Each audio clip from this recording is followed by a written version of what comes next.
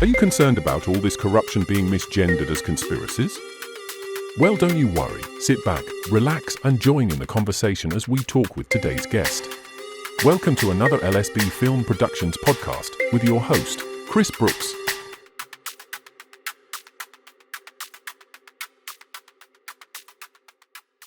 Hello and welcome to the show. It's me, Chris Brooks, and welcome to another LSB Film podcast. Today I am joined with Pete. He's been harassed by the police for around about 20 years, and it relates to, well, I'm going to let Pete explain it because I'll probably just fluff it up. So welcome to the show, Pete. Thank you. Thank you for giving me the opportunity. My pleasure. Well, basically, I've been standing up for children's rights. It goes back quite some time. I was in Fathers for Justice back in the day for equal parenting, and it's never going to happen while we've got the legal system. But it's centered around feminism and common purpose. Common purpose, as Brian Garish has made films about this, recordings about this as well. They're infiltrating the network, the establishment, councils, other buildings, taking over, subverting common sense as far as I'm concerned.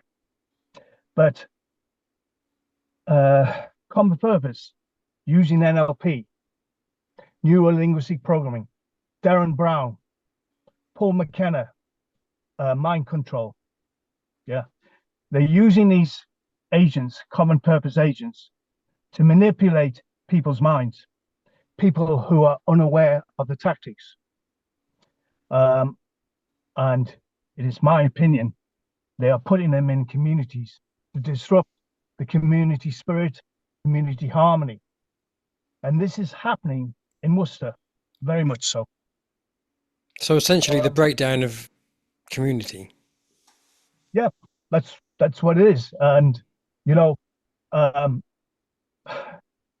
men should be allowed to be men. Children should be allowed to be children. Women should be allowed to be ladies. What we got going around in Worcester is, I suppose, ladettes. Yeah. Now, where I'm living, they are putting on such a front. They do go by my house, denigrating me. I'm working on my cars. They've reported me to the police for my house doorbell missing. Really? They've reported me for changing spark plugs on my car, and I was told by PCSO about this. I was reported for talking on my mobile phone in my garden. One of the woman said, the feminist, who it is, but I say she's a feminist, but she said she didn't like what I was saying on my phone, and the hair fell out. I was arrested for that. Really? Yes, honestly, that was on a charge sheet. Goodness. Yeah. How can you be arrested for that? Exactly. I assume it was dropped. No. No? Oh, because it went to court. They took me to court. Yeah. Those. On what grounds? They said I was harassing people. How? So those three charges. I did an affidavit of truth. It wasn't rebutted, so I didn't attend the magistrate court hearing. An unrebutted affidavit becomes law. Becomes fact. It's a fact. It's a tacit agreement. It is basically. So they came to rearrest me, Mercy Police. I was held in custody. The following morning, I was transferred over to another area for the court hearing, magistrate hearing. I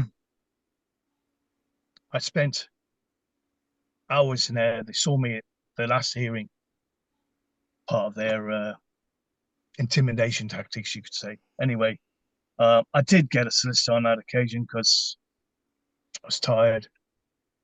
and just had enough. The case, Understandably.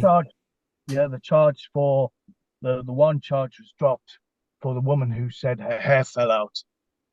It was laughed out of court because how's she going to prove that? It was me. Can't. But in any case, alopecia, I don't know, all sorts of problems. Because of all this stress I'm going through, I have eczema. I don't ring the police up to say my hair's fallen out because of the stress I'm going through. It's nothing to do with them. It's to do with the locals around here. The way they're playing their psychological warfare on me is affecting my health. And it has. And so what started or what kicked this all off? I lived in Hereford. One morning I went to leave my house and one of the neighbours said, "Are you all right, Pete? Would you like to talk about something?" In that kind of behaviour. And I thought, Very patronising. yes, as if I was mentally ill. And I'd known her and her husband for a long time because I was in the motorbike scene. I used to help him with his motorbikes. If he couldn't do anything, I'd come along. It'd take me 5 minutes where he'd been on it for an hour. So, I thought they were friends. But anyway, she came across very patronizing. But everybody around me changed. The locals, the lady that lived by me, the old lady, she had an accident on a paving slab down which one or two, and the daughter said, "Can I do anything about it?" I said, "Yes, claim against the council. The path's, it's all broken up. Try it. Put a claim in." Next minute, I'm coming from work, and she's shouting at, you're terrible, you troublemaker." What the hell? The next minute, I'm parked in my parking spot. The son's early hours, parked behind my car, blocked me in. I didn't know where he lived. I don't know what house he lived in, what number, what flats, sorry. I rang the police up. Eventually moved his car. I got to work late, but it wasn't getting any better there. It wasn't any better. I was earmarked. I was set to be targeted. But what I did notice when I was taking the dog for a walk, there was a group of women. And I thought, you know what? There's something strange going on here. Very strange. And I think it was common purpose getting together. And they were, who were they going to target in this area, basically? And I was going to be set upon, and I have been. So it's just for those who might not know, what is common purpose?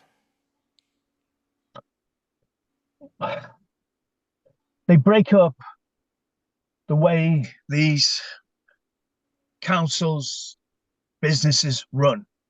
They have their own Agenda. Abstract and agenda. They've got their own remit on how things should be run outside the box. Their agenda. And as I said, they use NLP. They're trained up in NLP. They're called common purpose graduates. I know Brian Gerrish of the UK column has done recordings on this. And he has got a web page on his common purpose. There's a lot of stuff on there. But this is common purpose is everywhere throughout the UK. Well, it's actually gone worldwide from what I'm understanding. But NLP it's not rocket science. It's quite easy to use. Once there's YouTube links on it. When I went on social networking years ago, there was guys. He openly said he's been using NLP on his children, and I said to him, that is a form of abuse. You shouldn't be doing that. Reframing your children's minds. Please don't tell social services. Don't report me anything like this. I said you should not be doing that. Those children have a mind of their own. Yeah. And this is not the way to go about a proper educational system is the way to go about teaching your children, or teach them yourself, for that matter. What kind of But in things a was he proper, trying to indoctrinate them? basically, their behavior. Right, okay. He wanted to reform their behavior, discipline them, do everything he thought was right, not the children having a mind set of their own, you know. So I've worked in social care, I have, and you know, I've seen some very strange things going on. I have, but going back to this community, Hmm. I have been, my post has been stopped. Me and my partner's post has been stopped. As in Royal Mail Post. Royal Mail, yeah, Yeah. yeah. I have to go That's to court. illegal, isn't it? Yeah. To mess Well, with the mail. when they sent the letter out, they got our names wrong as well. So, and they targeted my partner, which had nothing to do with her whatsoever. So they're making life difficult for me. It's quite a distance to walk at the moment. My car's out of order at the moment. It's quite a distance to get, stuff delivered other than courier. So there are people in Royal Mail who are targeting me as well. But going back to where I live, right, there's a guy around here who's been telling people that he shoves tampons up his arse. That round here is acceptable behavior. They're crazy round here. I have a woman at the top of the cul-de-sac who I've got on a recording that feminism is better than protecting children from pedophiles. On the opposite side, while I was doing a recording, a guy was laughing, hearing what I was saying about what's going on around here. He thinks it's okay for children to be abused by pedophiles. This behavior around here is extremely bizarre to me. We got people of all ages around here who are involved, all involved. They're using their children, the feminists, as weapons against me as well.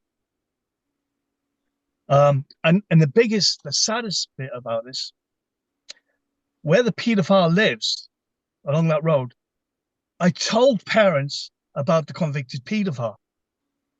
Those parents have stabbed me in the back. Do you think they've done that because they're scared of any repercussions, or do you think it's out of ignorance? I don't understand why any parent would not be grateful to know that information, unless they're part of the racket. I think they're part of the racket. The guys, I don't know what the hell to think of them anymore. I've told people I don't pay council tax. It goes in one ear and out the other. Places I've worked at, I've told people you don't have to pay it. It's, you've been tax, blah blah blah. Told them go to certain places, get the information. They don't bother. They target me afterwards. So as a rule now, I don't speak about the stuff that I know, is going on basically. But And this is where you live now, as opposed to where you did live. Yeah, it's where I'm living now. Yeah. I it's not normal behavior that's going around here whatsoever. It stresses me out. It does. It really does. I can see that you're anxious. Yeah. I'm trying to move. I'm hated here. I'm very hated. I know that. But when I go to get a job, I'm targeted there. So the jobs don't last very long. I was working in Droit, which is not far away from here. And I was being harassed there.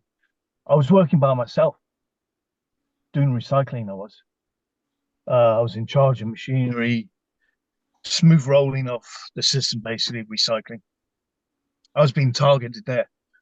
I had a text message from one of the staff members. I was agency. I was my supervisor, and he said, "Fantastic work you're doing, Pete. You know, don't worry about your job. We're going to keep you on." Blah blah. 6 weeks I was there. Last week I was training up a guy. He was my replacement. That's how they got rid of me. It's Yeah, disgusting, isn't it? Do you think this? Do you think this is higher? Do you think it goes higher than just normal people? Do you think there's Freemasons, right? Okay, Freemasons, possibly Freemasons as well. Um, that does you seem to know, be a reoccurring theme. oh, all the time. When I support myself in court, I ask for a translator for the legalese. Um, I couldn't get a translator. That speaks words for itself. We're not equal in the Mm. eyes of the law. So You know? essentially, you feel like you've been blackballed. Yes. Yeah. So I proved my point in court. I've got evidence of what's going on around my area. I've taken photos. They've been parking behind my car before, in front of my car, so I couldn't get out my parking space. I've taken photos of that. The woman that was living next door has said to me, "I'll park my fucking car wherever I fucking like." So I just said to her, "You've got 5 minutes because your car's moving with mine." She went and moved the car. But this is the way I've had to deal with the Mm. situation directly because, I mean, my partner said, "Please, please." I said, "No, I pay for this space. I'm not being, I'm having hassle all the time of these people living around here." So I've got evidence of what's going on, but my evidence is disregarded. I asked for subrogation when I was in court as well. That was denied as well. Trial by jury, I asked for that. There was no chance of that because the charges that I was accused of are not criminal. They're not To be criminal. fair, a trial by jury is very few and far between anyway. I mean, there's a difference between a jury trial and a trial by jury. And a trial by jury is where you have 12 jurors and they run the show and the judge just sits there. Yeah, A jury trial, the judge is still very much in control and right. tells the jury what to do and hands out the sentence. So there's a big Right. difference between the two, but not many people Right. know that. No, I didn't know. I didn't know. That's new Mm. to me. You Mm. know, I know it used to be 25 in a jury at one time, and it was reduced. Um, you know, I'm trying to live a normal life, and I don't want to center my life around all this stuff all the time. Mm. And it has, to a certain extent, taken over. Because you know, the reason I'm out of work at the moment is I've got problems with my transport, my car, basically. Yeah. And I can't wait to get back into work. Um, So what do I you want do to by get some. trade then? What is your trade? Have you got a trade? Well, I was a coded welder. Hmm. Um, I've done all sorts. I have. I'm of an age now. I just want to relax, and I don't want the stress. So I will take the menial jobs. I'll take minimum wage to get back into work. You know, um, I don't mind working by myself. I'll work with a group of people. Um, but there lies the problem half the time is because I'm finding they turn against me. You know, Mm. so it's extremely difficult living in this area. Um, they play psychological games all the time, very much, very much. I couldn't believe it when I was, when I was arrested first time back in 2010. I asked for a copy of the arrest warrant. There was none.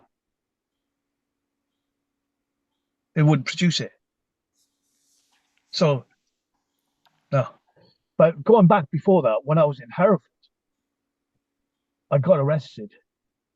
The first time I had a confrontation with a neighbour across the road. He was the one who came up, the new guy. But he tried again the second time. But this time, the police did come along and they did arrest me. Now, I asked them for the reason of it. I wasn't given I was detained. I was acting very irrational. I know that when I was uh, detained, I was very stressed out. I didn't know what the hell was going on. But eventually, I was rearrested. So I took a case against military police. Took 4 years. I was told I was going to get thousands for what they did to me. No, it was only a few thousand. But I worked out 70,000 plus what they did to me. But what they did, and I was told by the paralegal, they'll exhaust your legal aid, so you will have no funding. That's what they do. So they basically make it just go on and on and on and on Yeah. until there's nothing left in the pot. Left in the pot, yeah. So I don't have a case. So I just accepted what was offered to me, and that was it. But you see, because the taxpayer pays for the compensation, they're not worried about it. What I was paid, that was a pittance. It was a pittance to them. So they continued. But now I've got them in a catch-22 situation because I did UCC files, Uniform Commercial Code, on them with commercial lien. The chief of police, and we went down to Hinlip, which is the headquarters. It was accepted. It became a tacit agreement. And when I was arrested a few years ago, I actually said to him, I've done the UCC files on you, blah, blah, blah. That was taken for granted. But when it was all out and done and sorted, I think they realized that I wasn't joking. I was being very serious. There's commercial lien on the chief of police there. So now they're very wary of interacting with me. But I would like to point out as well, my neighbor that moved in, there was something about dodgy about her. Anyway, I spoke to her, and she came across as just falling in line. But I informed her about my CCT on my property. I said, blah, blah, blah, this and that. Anyway, she fell out with me. I just ignored her, everything blinded me. I just carried on from my house, came back. She called her mom and dad. Next minute, the mom was knocking on my door. I was with my partner in a house.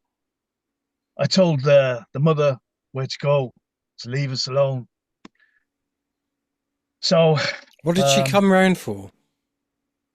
She wanted to have a word with me about my attitude, because I don't like what's going on around here, basically.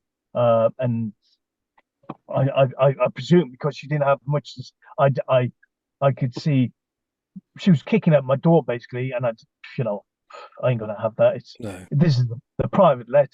I'm in charge of the property, so I basically told her where to go, and she went off. But she came then about, I don't know, half an hour later, 3/4 an hour. The police came along, van parked across the road. They went in the house, having a word with them, blah blah blah. They come out of the house. They're writing up what's happened. And the mother comes out of the house, is trying to rip at the flashing off the glass, the lead flashing. The police see what she's doing. She's arrested.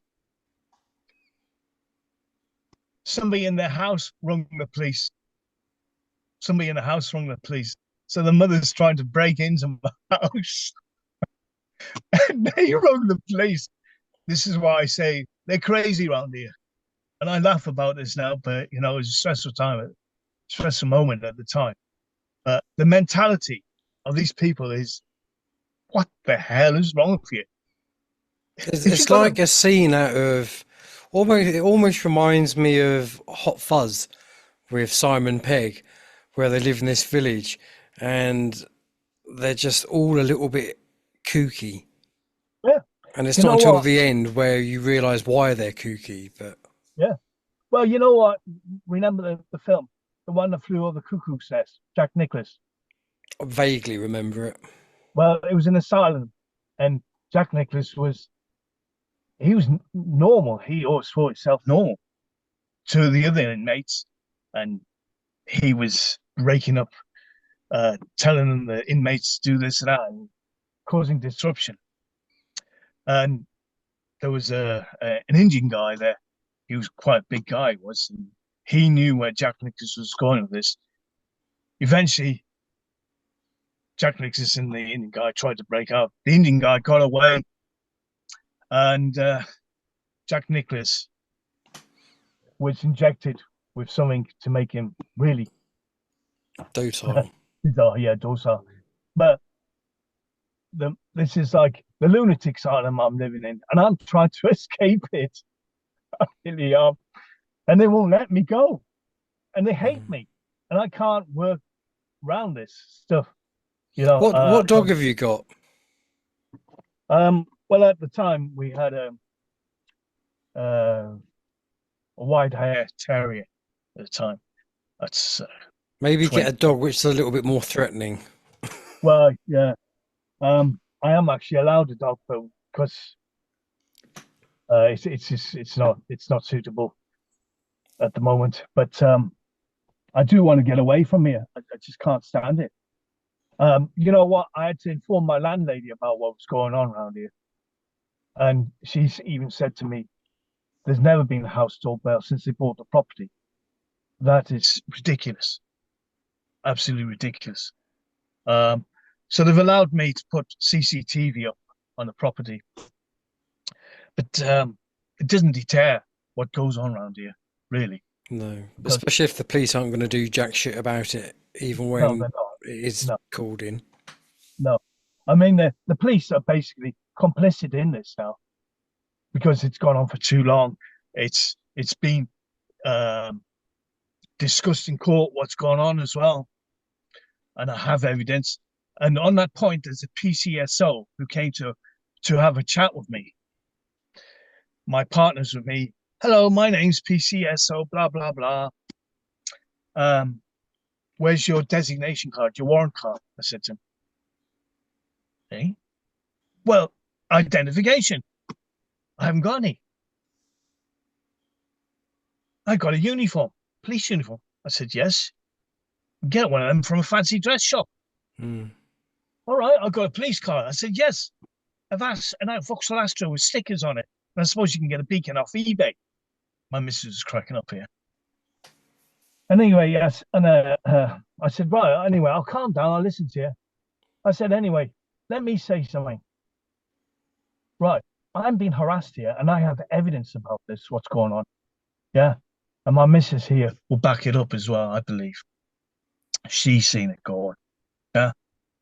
3 weeks later, they came to arrest me. He hadn't reported back to his colleagues at the station what was going on. So that guy, I think they call it malfeasance in public or misfeasance. Yeah. Yeah. Malfeasance in public office. Yeah. So that's a criminal offense for him, and he should be in prison for what he's done. Yeah. So because of they're in an action, they know that there's something going on around here. The police are now complicit in part of it, because that PCSO, and I mentioned this in court about him as well. Nothing has been done about it. Yeah. So how long ago was it when you went to court? That was 2018. 2018. Yeah. And did you? I take it you didn't ever get a prison sentence or anything? No. No. They gave me a curfew, and I was tagged. And people who came to visit me to check the tag, they said it's not working. We have a problem in this area. But we got speaking, and I told them about what was going on. And they said, my God, we've come across so many issues like this now. So many issues. So it's shocking how it does continue to go on, and how people do know about it, but yet nothing ever gets done. They're frightened, intimidated. I worked at a recycling place in Evesham. It's quite a distance from here. I was promised a full-time job there. Another guy came along from an agency. They gave it to him. I'm glad I didn't get the job, but I was being harassed there. So I spoke to one of the managers about it. Oh yes, I'll have a look into this. Blah blah blah. Well, we come to an extent. One day, um, I was given it, told what to do. We sweep up for an hour, which is the usual routine before we start the conveyor. But I could see it was never going to happen because the machinery was out for the full day. Hmm. So I said, "Look, I'm not a cleaner. This is not what I expected. Um, I'd like to go home, basically." "Oh, well, you won't be paid." I said, "In which case, this is not what I do. I'm leaving." And when I was going out, I actually said to the manager, "What has happened about the harassment that I spoke about you?" And this is his words. He said, "Well, I've asked the guys if they're harassing you, and they said no." Good HR there. Yeah. I said, "So you think that the people who are harassing me are going to be saying, yes, I'm going to put my hand up. I'm the one, the ringleader of this." I said, "I've never known anything like this. This is not how you go about inquiries regarding what's going on." And I left the place. Hmm. I even, when I was leaving the place, I was followed by two guys on motorbikes. Um, and I reported back. They never did that again, but they would never kept up in what the car I got anyway. But nonetheless, I did actually state that. But as I say, when it came to inquiring about the harassment that's going on towards me, the manager said, "I've asked them, nothing's happening." So when I looked on Reed that you can give feedback about companies, I actually put about the way the company deals with harassment. They blocked my comment. Really? Yeah, they took it off. You can't say things like this. And I wasn't swearing or anything like that.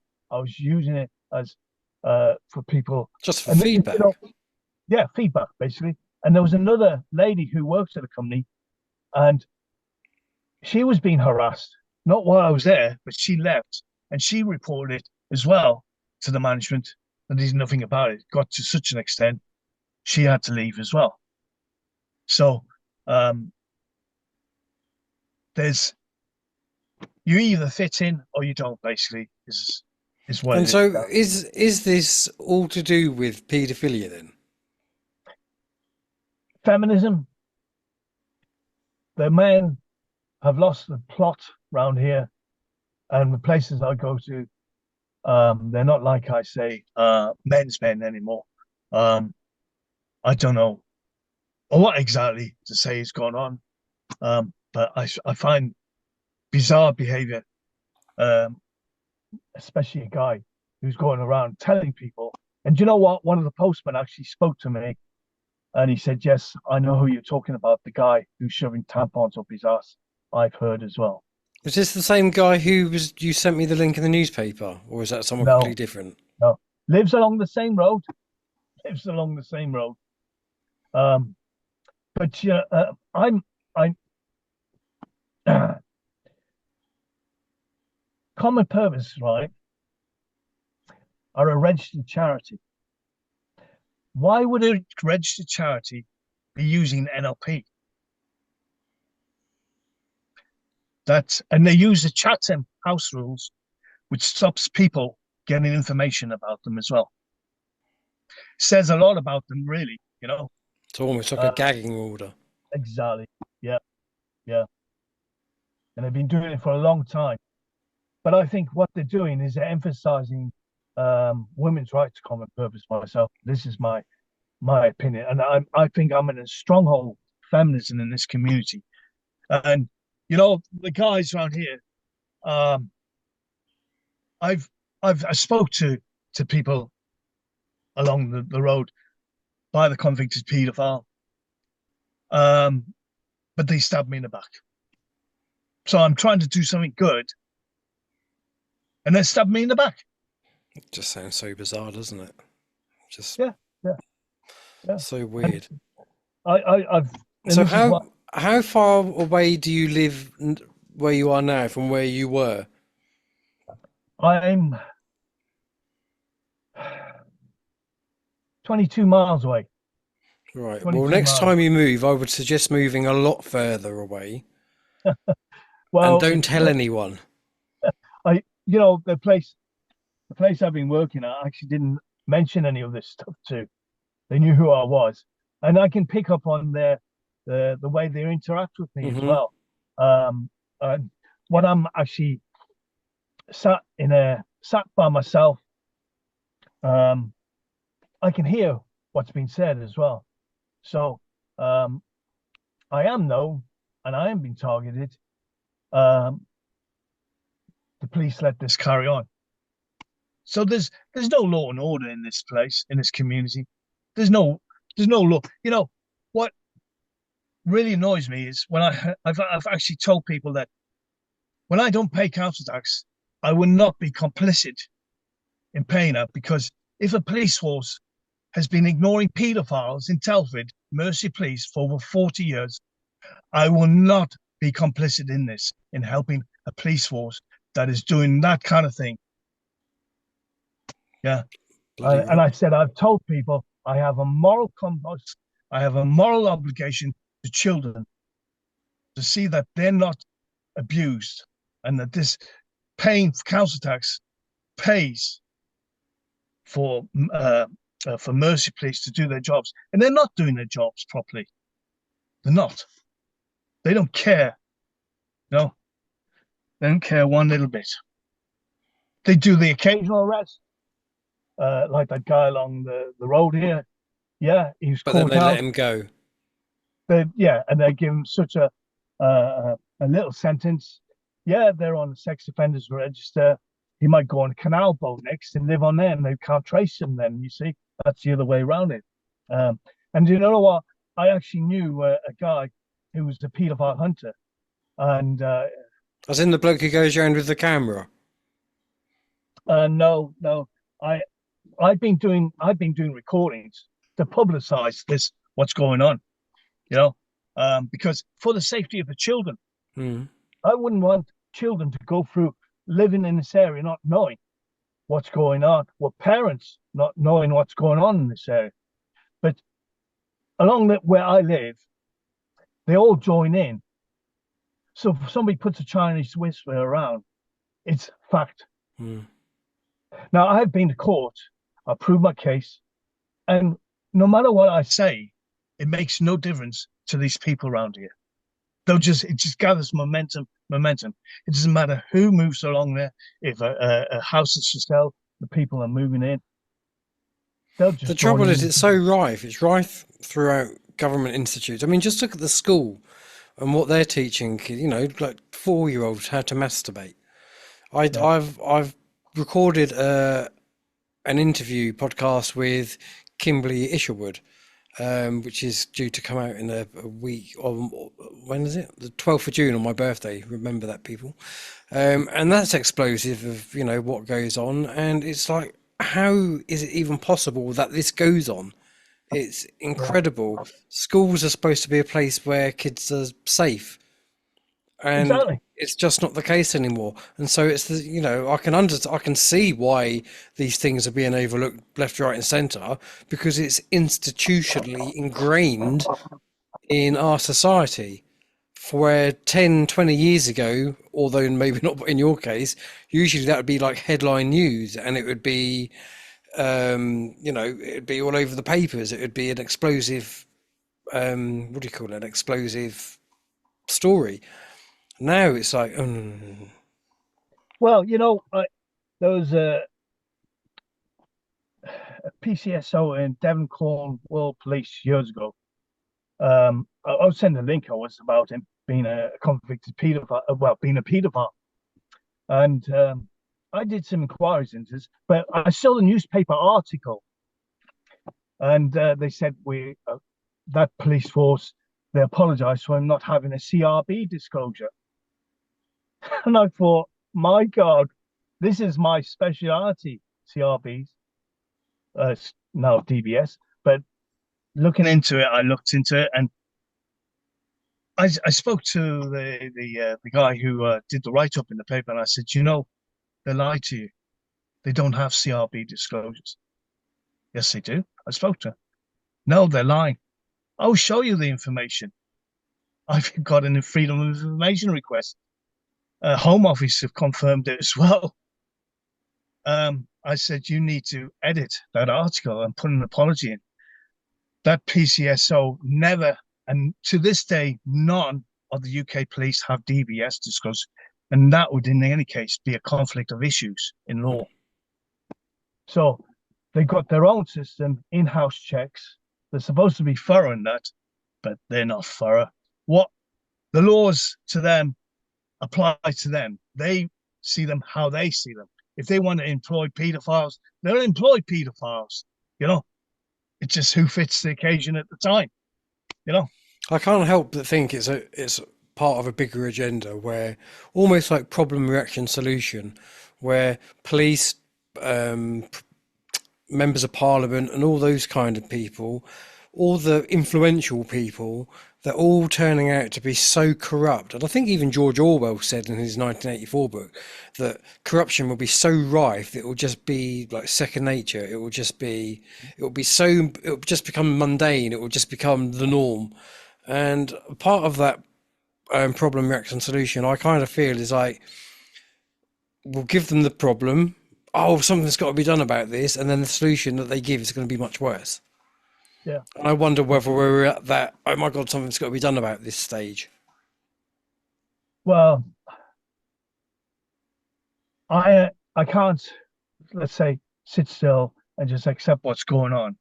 I'm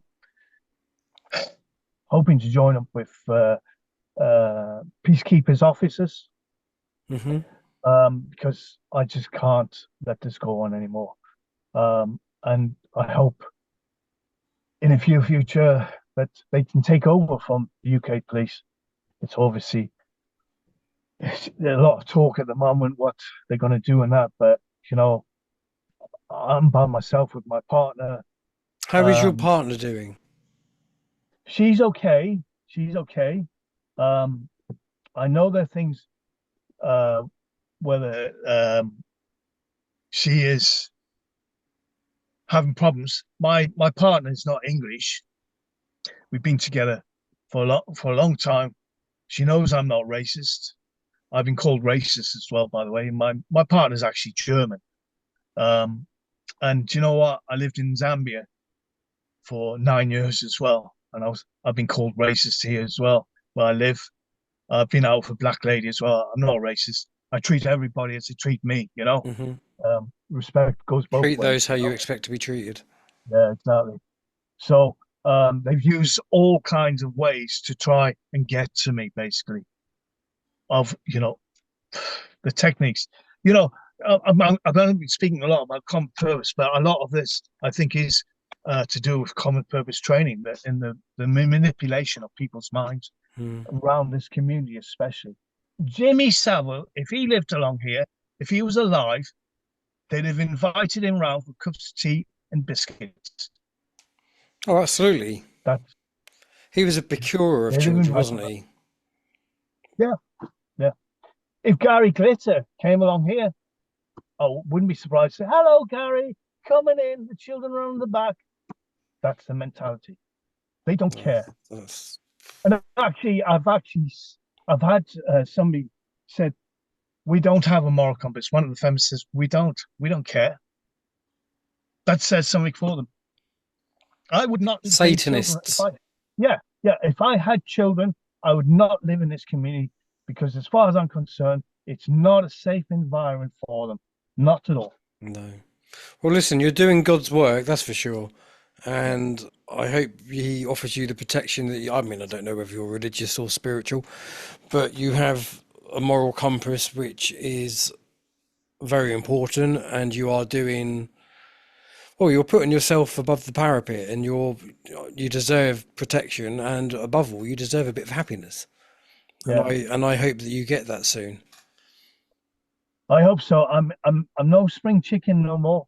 The clock is clicking away from me, and all I wanted to just get the job, and find somewhere that's peaceful to live. Obviously, I've got to move away from this property. I don't know where we're going to move yet, but I would make sure it's a good distance away. Yeah. Yeah, that's it. Definitely.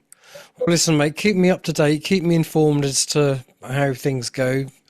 Hopefully I'll get you back on in the not too distant future and we can have an update. But for now, mate, thank you very much. I've enjoyed listening to your harrowing story. Thank you for giving me the opportunity. And you're Thank more you than to the welcome. listeners as well.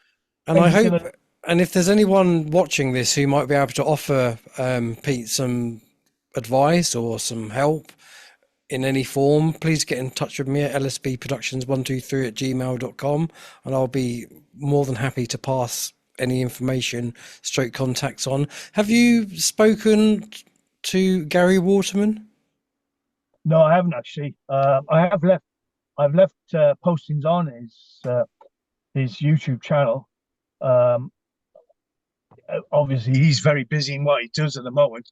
But I've stated to him that, Mercy Police ignored the paedophile gangs for over 40 years. We have got a big problem in this area. And you know what? When I was working at a place a few years ago, outside contractor got chatting to me, and he said, you know what? Mercy Police were ignoring a paedophile in their community. And we as the locals got together and said, right, if you don't deal with this paedophile, we're going to take the law into our own hands. Mercy Police arrested the paedophile. That was the direct action, That's good. Well, I will see if it's all right if I can pass you on Gary's email address, and Yeah, then hopefully you can contact him directly yourself. But yeah, I'd appreciate that. no worries, mate. But thank you very much indeed. I'll just sign off to the audience. Thank you very much for watching. I hope you've enjoyed this. I hope you found it thought-provoking, and hopefully you might be able to offer some assistance in some way. But for now, look after yourselves. Take care. God bless. Thank See you you. later. Bye-bye. Bye. Bye-bye.